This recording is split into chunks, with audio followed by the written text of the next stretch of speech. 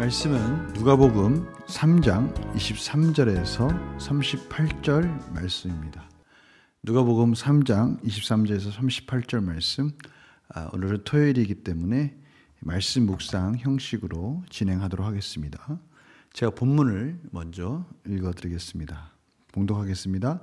예수께서 가르치심을 시작하실 때 40세쯤 되시니라. 사람들이 아는 대로는 요셉의 아들이니 요셉의 위는 헬리요, 그 위는 맏다시요, 그 위는 레이요, 그 위는 멜기요, 그 위는 얀나요, 그 위는 요셉이요, 그 위는 맏다디아요, 그 위는 아모스요, 그 위는 나훔이요, 그 위는 에슬리요, 그 위는 낫게요, 그 위는 마아시요, 그 위는 맏다디아요, 그 위는 서머인이요, 그 위는 요셋이요, 그 위는 요다요, 그 위는 요하나니요, 그 위는 네사요, 그 위는 수룹바벨이요, 그 위는 수알디엘이요, 그 위는 네리요, 그 위는 멜기요, 그 위는 악디요, 그 위는 고삼이요, 그 위는 엘마단이요, 그 위는 에르요, 그 위는 예수요, 그 위는 엘리에서요, 그 위는 요림이요, 그 위는 맏다시요, 그 위는 레이요, 그 위는 시므온이요,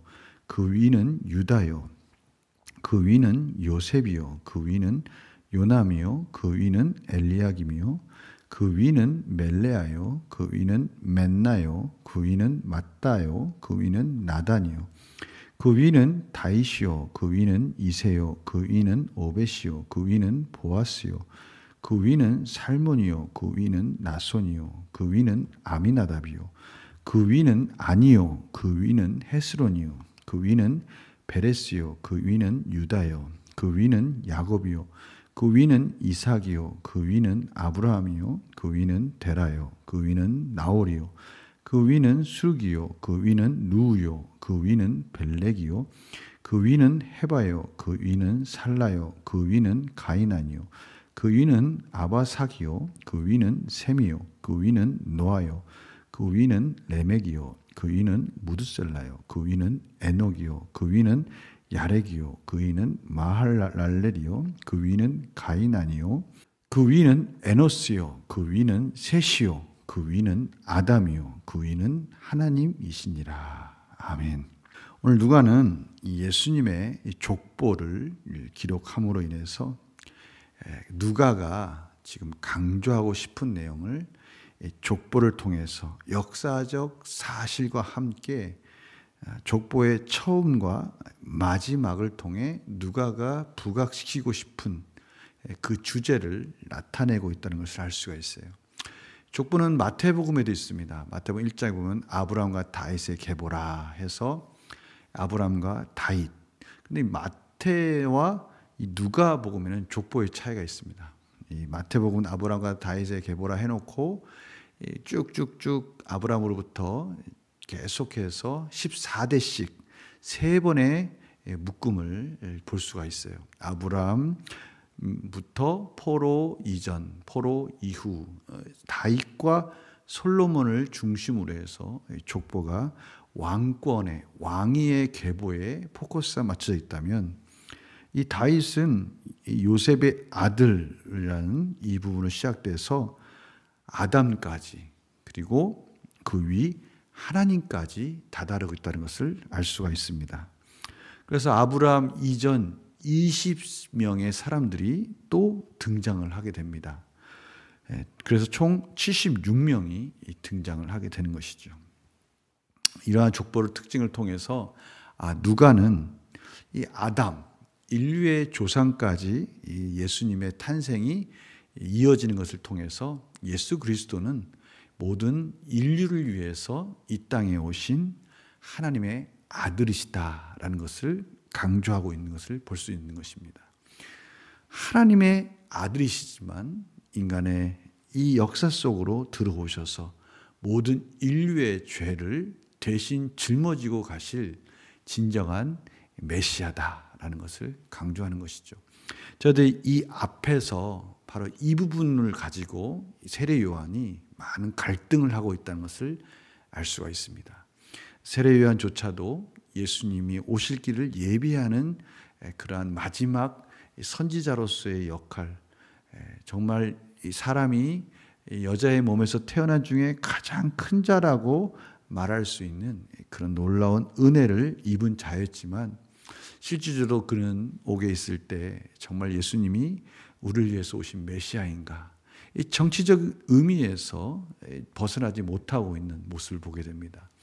그래서 오늘 이 족보를 통해서 누가는 앞으로 전개될 예수님의 생애, 예수님의 이 말씀들은 모든 인류를 향한 구원의 역사이시다라는 것을 오늘 이 족보를 통해서 확인해 주고 있다라는 것을 저희들이 깨닫게 됩니다. 바로 그 부분을 저희들이 이 족보를 통해 이해하는 것이 중요한 것이죠. 그래서 연구와 묵상 질문 보면요, 누가가 예수님의 시작을 하나님으로까지 거슬러 올라간 이유, 바로 하나님의 아들이시고 아담의 후손으로 인류의 모든 죄를 짊어지실 분으로서 인류의 대표격인 아담으로부터 이 계보가 이어지고 있다라는 것을 지금 강조하고 있는 것입니다. 모든 인류의 구원자, 진리이신 예수 그리스도, 그분만이 우리의 모든 죄를 대속하실 수 있는 분으로 이 땅에 오셨다라는 것을 다시 한번 이 역사적인 족보의 과정을 통해서 그 계보의 마지막까지 하나님으로부터 이어지는 구원의 메시지가 이 족보 안에는 들어가 있다는 것을 저희들이 알게 되는 것이죠. 그래서 느낀 점 보면요, 죄인들을 구원하기 위해 하나님의 아들이신 예수께서 인간의 몸으로 오신 족보를 보면 무엇을 느낍니까? 다시 한번 우리가 구원자이신 예수 그리스도를 바라보게 되는 것입니다. 오직 예수님만이 우리의 진정한 구원자가 되실 수 있다라는 것이죠. 예수 그리스도가 아니면 도무지 저희들은 구원받을 길이 없는 것입니다. 예수님이 태어났을 때부터 이 누가가 강조하는 부분이 바로 그겁니다. 예수님이 이 세상에 인간의 몸으로 오셨지만 그는 하나님의 아들이라는 것을 너무나 균형 있게 우리의 이 앞에서부터 계속해서 설명해 주고 계시는 것을 보게 되는 거예요. 그 의미는 무엇입니까? 이 땅에 예수님께서 왜 인간의 몸으로 오셔야만 했는가? 그리고 영원하시고 전지전능하신 그분이 왜 이 역사 속에서 인간의 모습으로 아기 때부터 그렇게 성장하시면서 하나님과 이웃에게 사랑받는 그러한 삶을 사셨는가? 바로 그 부분을 강조하고 싶었던 것이죠. 우리의 인류의 죄를 말씀이신 예수님이, 하나님의 아들이신 예수님이 우리의 인류를 구원하시기 위해 이 땅에 오셔서 친히 본이 되어주시고, 이 영혼 속에 사시는 하나님이 시간 속에 머무르시면서 율법 아래 순종하심으로 이제 저희들의 삶의 신앙의 여정에 본이 되어주시고, 저희들 또한 어떻게 예수님을 닮아가고 따라갈 수 있을지에 대해서 예수님을 바라보도록 인간의 몸으로 오셔서 우리를 공감하시고 우리와 같이 그러한 성장 과정을 통해서 말씀 안에 하나님 뜻 안에 순종하며 하나님의 뜻을 완성하신 그 예수님을 저희들이 바라보도록 저희들 인도해 주시는 것입니다. 다시 한번 인간의 몸으로 인간의 족보 속에 들어오신, 인간의 역사 속에 들어오신 예수님, 그러나 하나님의 아들이시고 그분은 하나님이시다라는 것을 다시 한번 강조하고 계시는 것이죠.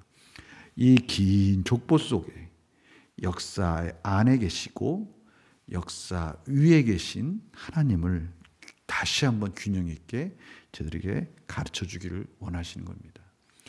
이 방법 외에 정말 어떻게 이 부분을 설명할 수 있겠습니까? 누가는 구체적인 역사적인 증거들을 가지고 역사가이면서 또 이방인이기에 친히 그것들을 다 조사해서 이렇게 기록해서 하나님의 백성들에게 인간이신 예수님, 인류의 죄를 구원하기 위해 오신 예수님, 그러나 하나님의 아들이신 그분을 최선을 다해서 하나님의 말씀 안에 녹여내고 있다는 것을 저희들이 깨닫게 되는 거예요. 그래서 오늘 결단과 적용도 바로 그 부분입니다.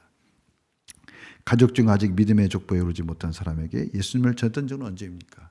이 믿음의 계보, 이 믿음의 계보는 이제 저희들까지 흘러왔다는 거예요. 얼핏 보면 이것이 이스라엘의 계보인 것 같이 보입니다. 이스라엘의 역사같이 보여요. 그러나 그것이 아니라는 거죠. 이 이스라엘의 역사같이 보이는 이 이전에, 아브라함 이전에 하나님의 계보가 흘러오고 있다는 것을 저희들이 보게 되는 겁니다. 믿음의 계보가 흘러왔다는 거예요.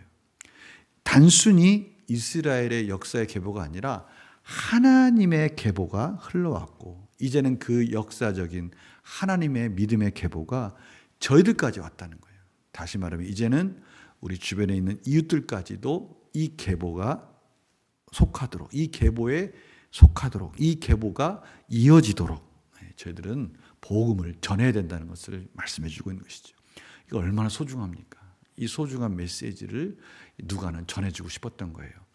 이스라엘의 계보가 아니고 하나님의 믿음의 계보이다. 바로 이 부분을 말씀하고 싶었던 것이죠. 그래서 우리 가정만의 신앙 유산을 만들어 자녀들에게 믿음의 계보를 잇기 위해 무엇을 결단하겠습니까?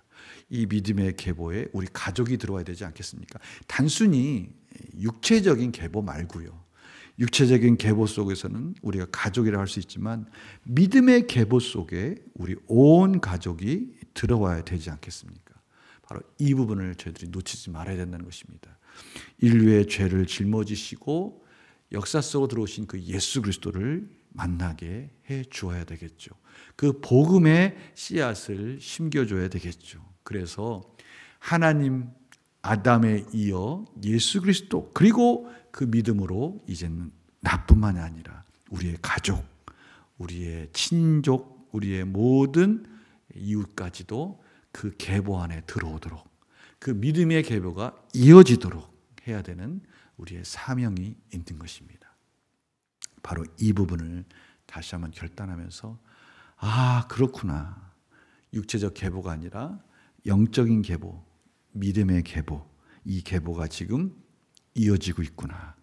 역사 속에 살고 있지만 그 역사 속에 살면서 이어지는 이 믿음의 계보를 볼 수 있는 영적인 눈을 가지고 이제 이 믿음의 계보를 우리가 이어가는 그런 삶으로 살아야 되겠구나라고 다시 결심하는 저희들의 삶이 되기를 원합니다. 오늘 하루 이 영적인 눈을 가지고 우리 주변에 있는 사람들에게 믿음의 계보를 전달해 주는, 믿음의 계보 안으로 인도하는 복된 하루가 되기를 원합니다. 이것이 우리의 사명이고 이것이 우리의 가장 가치 있는 삶인 것이죠. 기도하겠습니다. 하나님 아버지, 감사합니다. 저희들이 오늘 이 누가가 기록한 믿음의 계보를 봅니다. 겉으로 보기에는 육체적인 계보인 것 같지만 하나님으로부터 시작되는 믿음의 계보임을 저희들이 보게 됩니다. 하나님, 이 믿음의 계보를 통해서 저희들의 삶 속에 나까지, 우리의 삶까지, 저희들의 삶까지 이어진 이 계보가 이제는 우리 가족, 주변에 있는 많은 사람들까지 이어질 수 있도록 저희들이 성실하게 복음을 전하는 삶을 살게 하여 주시옵시고, 또한 저희들의 사명임을 깨닫게 하여 주셔서 가장 가치 있는 우리의 헌신의 삶이 이어지게 하여 주시옵소서. 우리들에게 물질이 있습니까? 시간이 있습니까? 우리의 모든 것들을 이 믿음의 계보를 이어가는데 최선을 다하게 하여 주시옵소서.